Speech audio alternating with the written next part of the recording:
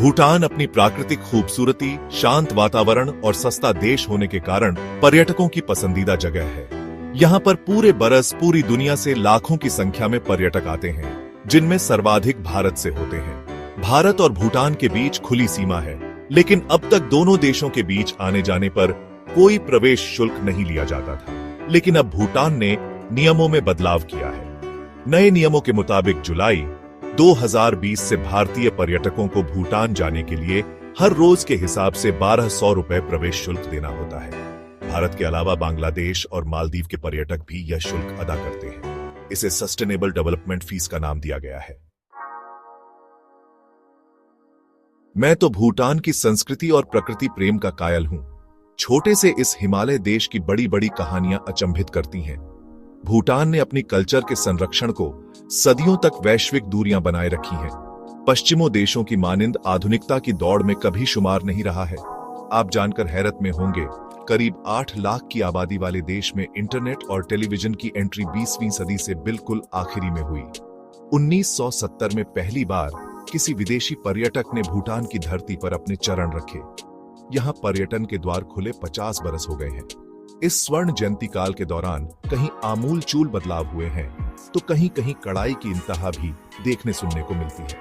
Plastic की थैलियों का उपयोग 1999 से ही प्रतिबंधित है। तंबाकू का उपयोग भी लगभग पूरी तरह से गैर कानूनी है। कमाल के प्राकृतिक दृश्यों और शानदार संस्कृति के बावजूद भूटान अब भी अपने को पर्यटन से बचा रहा है। भूटान में खुशी से खिलखिलाते हुए चेहरे दुनिया के लिए मिसाल है। आपका सवाल एकदम मौजूद हो सकता है, कैसे? सारी दुनिया जहां अपनी जीडीपी को आगे ले जाने की होड़ में शामिल है, वहीं भूटान जेनएच यानी ग्रॉस नेशनल हैप्पीनेस की राह पर है। भूटान की इस सूरत और सीरत के लिए अवाम के संग संग वहां की सरकार को भी श्रेय जाता है। बाजारीकरण के माहौल में वहां की सरकारों ने हमेशा पर्यावरण को वरीयता दी है। नई सरकार का गठन हुआ तो वहां के अवाम की नजरें उसकी नीतियों पर थीं, लेकिन सरकार ने भूटान की सुंदरता से कोई समझौता नहीं किया। सरकार ने एक समझौते पर हस्ताक्षर किए, जिसके अनुसार किसी भी कीमत पर वन क्षेत्र 60% से कम नहीं करने का संकल्प दोहराया गया। इस छोटे से हिमालयी देश के बारे में विदेशी बहुत कम जानते हैं। अब भूटान में चीजें तेजी से बदल रही हैं। राजधानी थिम्पू में अब स्मार्टफोन और बार आम हो गए हैं। युवा यहां आबादी में बहुतायत में है।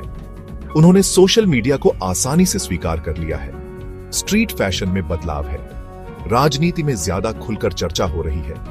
पर्यावरण क्षेत्र में उल्लेखनीय भूटान अंतरराष्ट्रीय ट्रेंड्स में भी अग्रणी रहा है। बावजूद इसके सरकार पर्यटकों की संख्या को सीमित रखती है। दक्षिण एशिया के बाहर से आने वालों से $250 प्रतिदिन के हिसाब से धनराशि वसूलती है। पर्यटन आय का यह एक महत्वपूर्ण स्रोत है। तर्क यह है, पर्यटन का पर्यावरण और संस्कृति पर प्रभाव कम से कम पड़े। आर्थिक पैमाने परंपरागत नहीं है। भूटान के पास सेना तो है, लेकिन चारों ओर जंगलों से घिरा होने की वजह से नौसेना नहीं है। इसके पास वायुसेना भी नहीं है, लेकिन इस क्षेत्र में भारत उनका ख्याल रखता है। भारत, अमेरिका और ब्रिटेन में स्टडी कर चुके राजा जिग्मे खेसार नामग्येल वांगचुक की अब भी पूजा की जाती है। भूटान के लोग अपने राजा को बेपनाह मोहब्बत करते हैं। रानी चेटसुन पेमा भी बेहद लोकप्रिय है। भूटान के लोगों को सचमुच में पेड़ लगाना पसंद है। हजारों लोगों ने अपने राजा रानी के पहले बच्चे राजकुमार ग्यालसे के जन्मदिन का जश्न 1,08,000 पौधे लगाकर मनाया। भूटान में पेड़ लगाना बेहद लोकप्रिय है, क्योंकि यहाँ पेड़ लंबे जीवन, सुंदरता और सहानुभूति के प्रतीक हैं। 2015 में भूटान ने मात्र 1 घंटे में 50,000 पेड़ लगाने का गिनीज विश्व रिकॉर्ड अपने नाम दर्ज कर चुका है।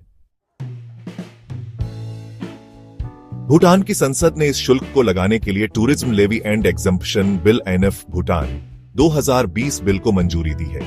इस बिल के मुताबिक 18 साल से अधिक उम्र के व्यक्ति के लिए 1200 रुपए प्रतिदिन, जबकि 6 से 12 साल के बच्चों के लिए 600 रुपए प्रतिदिन की फीस तय की गई है। भूटान सरकार का मानना है, देश के ऊपर पर्यटकों के बोझ को नियंत्रित करने के लिए फीस वसूलने का फैसला लिया गया है। हालांकि अन्य देशों के लिए ये शुल्क अलग है। उन्हें भूटान यात्रा के लिए करीब $65 यानी लगभग 4,627 रुपए सस्टेनेबल डेवलपमेंट फीस देनी है। साथ ही $250 लगभग 17,798 रुपए फ्लैट कवर चार्ज भी देना होगा। भारतीय नागरिकों के भूटान जाने के लिए वीजा की जरूरत नहीं होती है। वे 2 वैध दस्तावेज लेकर जा सकते हैं। इनमें भारतीय पासपोर्ट ले जा सकते हैं जो कम से कम 6 महीने के लिए वैध हो।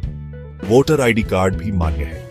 साल 2018 के आंकड़ों के मुताबिक भूटान में 2,74,097 पर्यटक आए थे, जबकि सितंबर 2019 तक पर्यटकों में 13% का इजाफा हुआ है।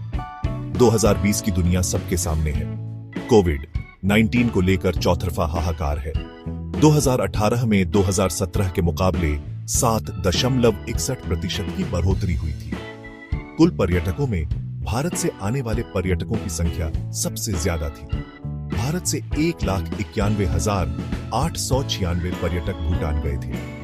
इसके बाद अमेरिका से 10,561 और फिर बांग्लादेश से 10,450 पर्यटक भूटान गए। भारत और भूटान के बेहद नजदीकी रिश्ते जगजाहिर हैं। 2016 में भारत, नेपाल और बांग्लादेश ने BBIEM समझौते पर हस्ताक्षर किए, लेकिन भूटान इस समझौते में शामिल नहीं हुआ। इस समझौते के तहत इसमें शामिल देश ट्रकों और अन्य कमर्शियल वाहनों को एक दूसरे के राजमार्गों पर चलने की इजाजत देते हैं।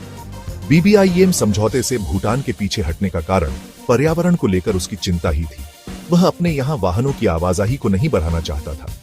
इसी कड़ी में ही प्रवेश शुल्क भी लगाया गया है, क्योंकि बहुत से पर्यटक वहां कूड़ा कचरा फैलाते हैं।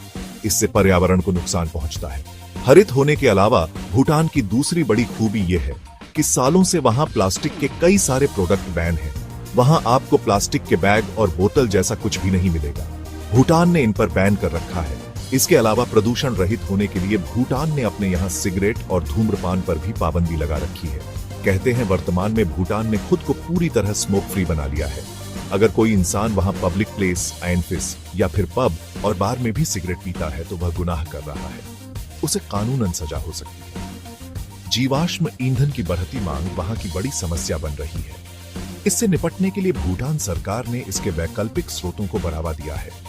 इलेक्ट्रिक कारें चलन में आ सके, इसके लिए लोगों के बीच जागरूकता अभियान चलाया जाए।